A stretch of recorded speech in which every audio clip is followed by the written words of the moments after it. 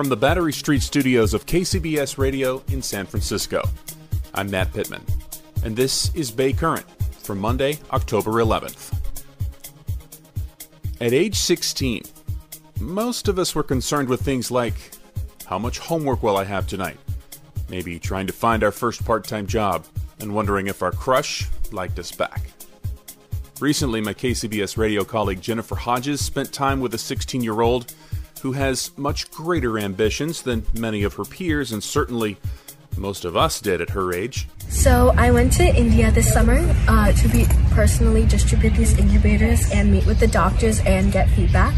So I went to a hospital and I met with all the nurses and doctors, and I gave them a demonstration on how to use this incubator, and told them about my videos on the website and the instruction manual, and they gave me very positive feedback.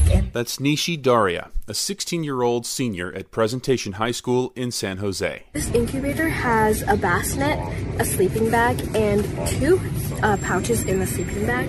And these two pouches are for the paraffin wax heat pouches. And these are just being used for demonstration, but the actual kits, they're completely sealed and safe for the baby to use. So you put these in boiling water for 5 to 7 minutes, and it'll get to a temperature of 34 to 35 degrees Celsius. And then you put them in the two pouches of the incubator. And this way, it will warm up the back of the baby and the stomach of the baby. And then you place the baby in between the two pouches and you close the sleeping bag, and there's zips on the sides to close it up. And we also have a mosquito net because mosquitoes are a problem. If you didn't catch that, this 16-year-old from the Bay Area traveled to India to meet with doctors about using these incubators in homes of families with newborns. Many of these homes will be in some of the country's most impoverished areas, without running water or even electricity. To see Nishi give the demonstration, explain the functionality, and see how simple, common materials are used in such a way is beyond impressive. But not as impressive as A, knowing the science, and B, realizing the need and meeting that demand for vital infant care in parts of the world facing extreme poverty and lack of access to modern medical facilities. For more, I'm joined by my KCBS radio colleague, Jennifer Hodges. And Jennifer, you spent time with Nishi at Presentation High School in San Jose. And now look, I don't know what you were doing at 16 years old, but I sure wasn't doing anything close to this important. I definitely was not doing that, let me tell you, Matt. We're not going to get into that, though. Okay, good. So that makes two of us. I'm glad we're in agreement here. So where did this all begin for Nishi?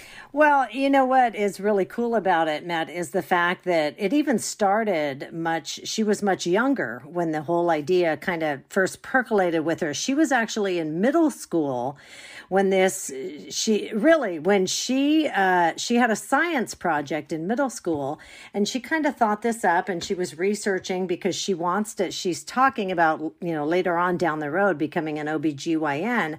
So she just started researching things with babies and started researching about premature babies and the maternal death rate, that sort of thing.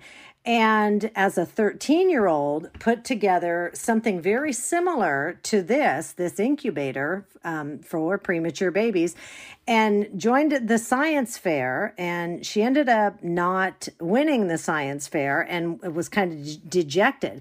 So she put the whole thing on the back burner. And then, fast forward a few years, and now she's in high school. She's at Presentation High School in San Jose, and a cousin of hers gave birth to a premature baby. And it kind of sparked her interest all over again. Now, she is from India. She spent 2 years living in India. If I remember correctly, I think it was the 3rd and 4th grade. And she says she just remembers really well the poverty that she saw in India, and then this connection with her cousin giving birth to a premature baby. And it just brought it all back to her from what she did at the science fair in middle school. And she said, okay, I'm going to try it again. This time not on that platform, but just kind of on her own. And it just kind of took off from there. Watching the demonstration she gave you, it's the technology that really caught my attention. Because when I think of an incubator, I think of a very large machine with lots of wires and monitors, a doctor or nurse close by. The best way for me to describe what Nishi's developed, and we have video up at the Bay Current Twitter feed, at Bay Current. It's like a soft-sided suitcase with a small sleeping bag.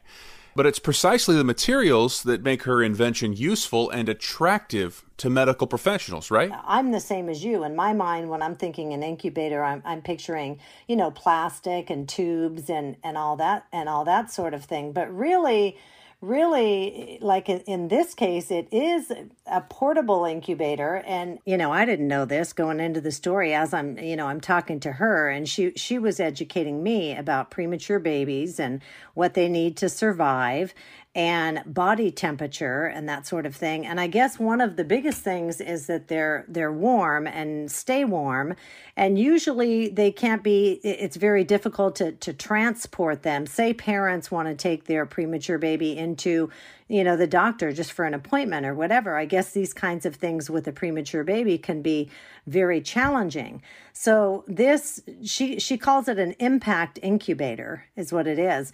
And it's interesting because if you look at it, like it really looks like a large backpack that you unzip the top and it has all these compartments on the side. But really what was cool about it is the heat factor, and she had to figure out, how can I have this, fully transportable unit, if you will, that will stay hot, long enough for parents to be able to bring a baby, wherever. So it's interesting because she tried, I'm going to forget some of the things. She tried different oils, different substances to get them hot and then slide them into these plastic pouches that would then go into the pockets in the incubator that could surround the baby. But she did all this research and just wasn't finding anything that could stay hot enough for a long amount of time. And then she kind of stumbled on paraffin wax. And I guess you boil the wax, you get it hot enough, and they're in these pouches, and then you slide them into kind of the material in this, incubator, and apparently it stays warm for the baby for up to 5 hours. One of Nishi's incubator units cost just $50. That's another remarkable part of the story. How significant is that factor of cost in getting these distributed? Yeah, Matt, her plan really is to take it as far as she can. So it's actually being manufactured in India. We didn't get into that too much, but she does have family over there. She has some connections. It's being manufactured over in India.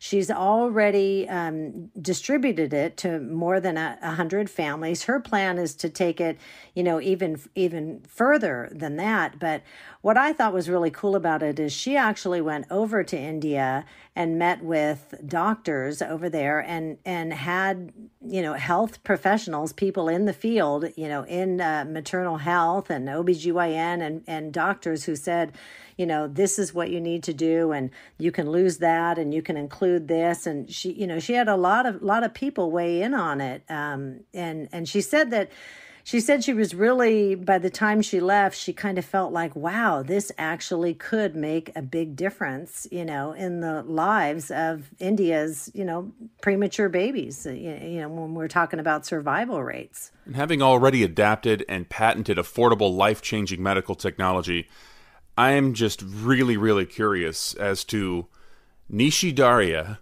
What do you want to be when you grow up? Well, it's going to be really interesting to see if it changes at all. But I did speak with the principal at Presentation High School, and she told me that Nishi's plan is to go on and be an OBGYN. So she does want to work in the field of healthcare. She does want to work, specifically with mothers and babies. And she did say that that's a passion of hers. She was incredibly well-spoken, and what I got a really big kick out of when she and I were talking is I said, your parents must be so proud of you. And it was really cute because we were standing in front of Presentation High School. I said, your parents must be really proud of you. And she said, they are. She said, see them? They're over there. And she points over, and they were sitting in a van just in front of the school watching her, which I thought was cool because, there was media there. The principal was out there because she was given a demonstration, for people to be able to check this out. Wow. Incredible story, and I think just a really fun story, a really inspiring story. Jennifer Hodges, thank you. You're most welcome. And again, there's video of Nishi demonstrating her patented life-saving invention on our Twitter feed @BayCurrent. Subscribe to Bay Current on Apple Podcasts, the Odyssey app, or wherever you listen. And thank you for listening. I'm Matt Pitman. We'll chat with you tomorrow.